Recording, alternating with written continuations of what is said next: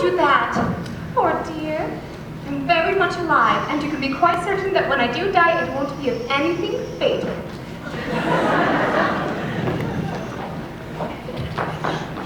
Really?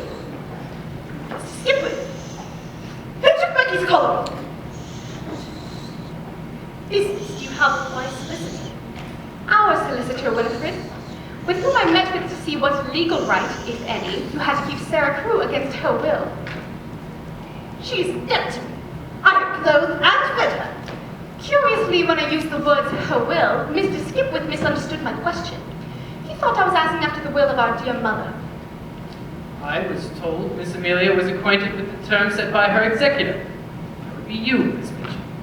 As you recall, I was too distraught after Mother's death to go to Mrs. Skipwith's to hear the will read. And what a goose I was to entrust you with what it contained. It's a very simple explanation. Simplicity itself. The school belongs to her, and she keeps you here at her pleasure. Her pleasure would mean the ruination of the children. Oh my goodness! It's a boy. Pascal. You are saying, where's the Mitchkin? I would be the Mitchkin, technically. I suppose you mean Winifred.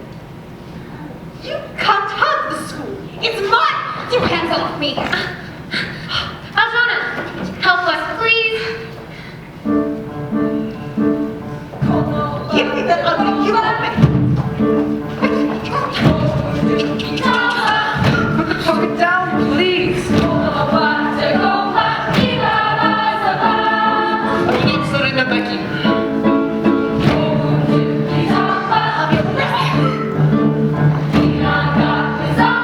Lock you in the attic and throw away the key.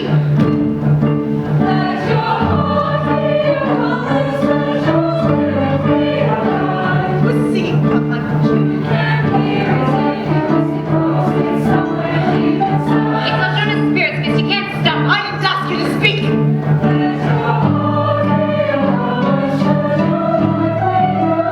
I'm not afraid to speak to you.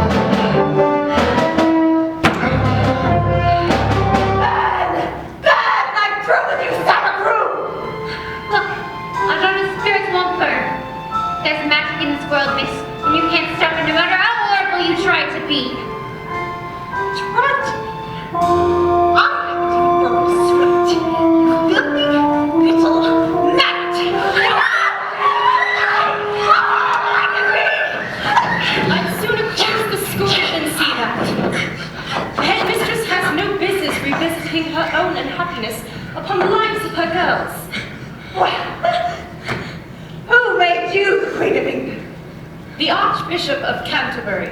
Your Majesty, I can explain that. You shall need to, but not to us.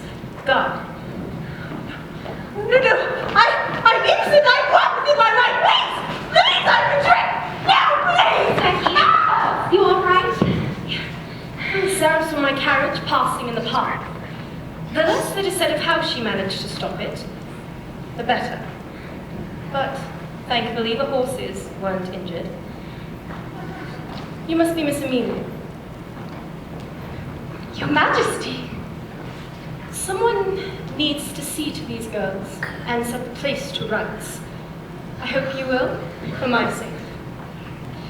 Now, Sarah Crewe, you know, I met your father once when I was just your age. All sorts of nasty falsehoods have been spread about the capital as of late. I could never believe them. They bore no resemblance of the man I heard tell tale of his African adventures, and the little barefoot girl he loved so well. I have have this for him. The letter? But it isn't sealed. Read it then, I would.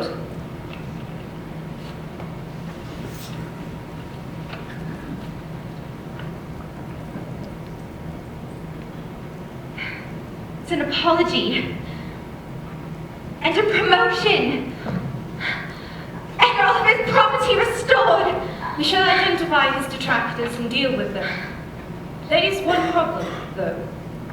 The letter does Major Crew little good here in London.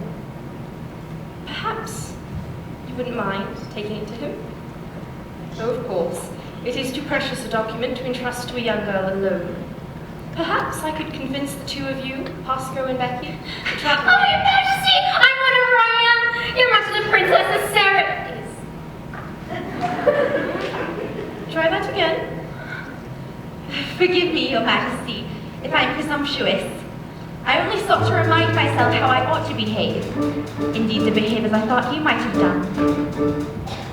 A princess has a royal birth, which is no measure of her worth, but rather how the girl ensures that simple courtesy endures, which task is no more mine than yours, and anyone can be a princess in her mind and heart. I, being great and excellent, start helping others, taking their part, serving those less fortunate. Smart. I please my innocent pretend. Won't need to meet a certain end. Indeed, late I'm known to muse what course of action I should choose, for